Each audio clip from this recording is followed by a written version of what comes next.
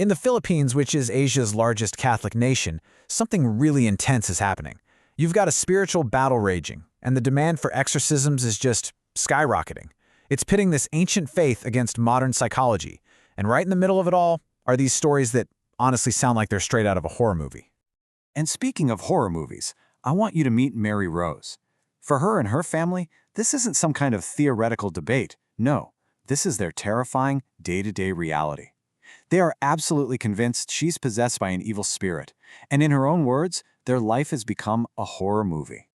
And here's the thing, Mary Rose is not alone. Not by a long shot. The sheer scale of this is, well, it's pretty staggering. Just in Manila's archdiocese, priests are performing around 10 exorcisms every single day. So we're not talking about a few isolated incidents here. This is a massive, widespread phenomenon.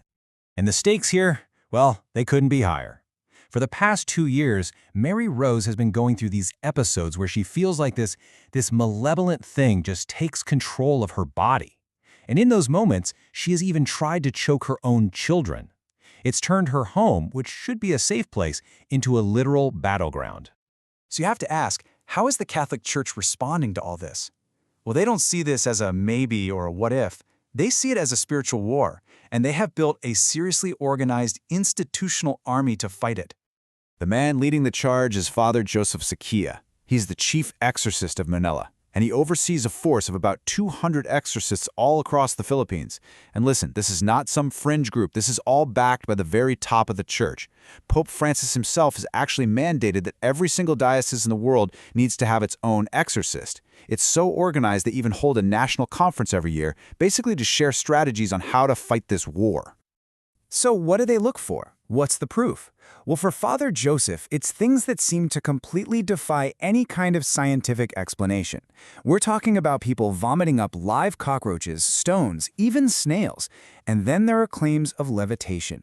For the church, this is pretty undeniable evidence that something supernatural is going on. And if you look at who's being affected, a really clear pattern starts to emerge. The church's own data shows that 75% of these cases involve women, and the majority of them are teenagers. The youngest person Father Joseph ever treated was just 2 years old. It really makes you wonder, why them? The church might say demons target the spiritually vulnerable, but a sociologist might point to the immense societal pressures on young women, pressures that could manifest in some pretty extreme ways. Okay, but there is a whole other side to this story, a side that sees this situation very, very differently.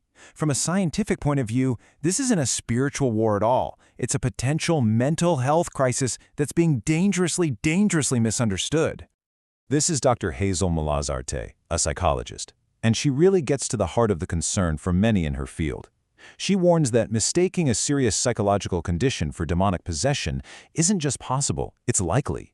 And here's the critical part. This delays the real medical care that a person might desperately need, which can end up making them so much worse. And a huge reason why so many people turn to the church first, well, it really just comes down to the numbers. Think about this. The Philippines has a population of over 115 million people, but there are fewer than 3,000 registered psychologists.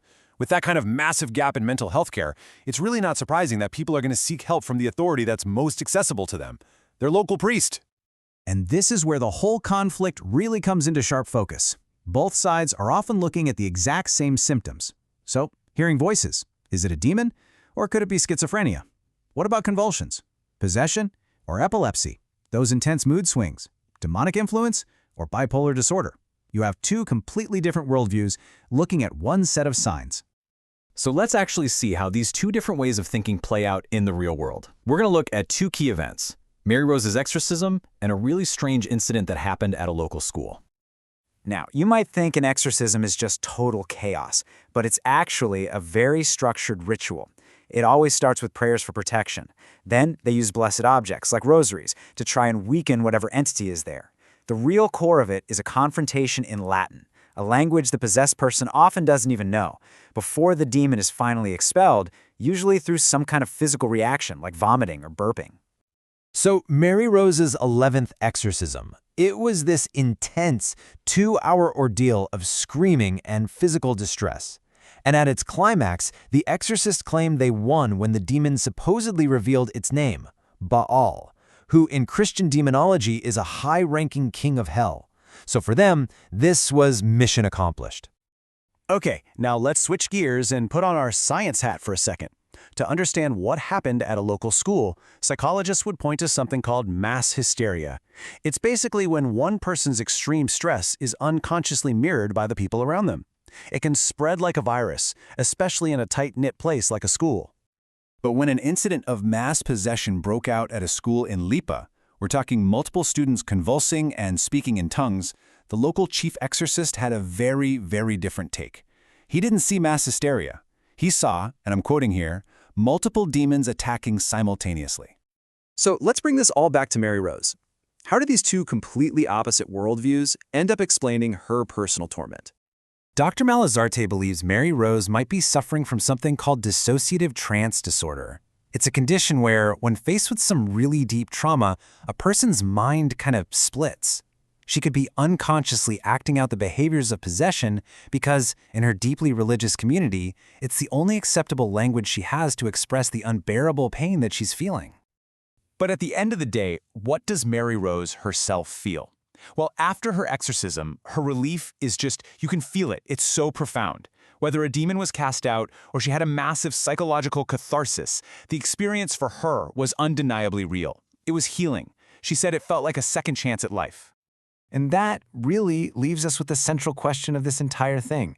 In this incredibly complex landscape of the human mind and spirit, where you have a deep lack of medical resources, meeting an equally deep well of faith, where exactly does one reality end and the other begin?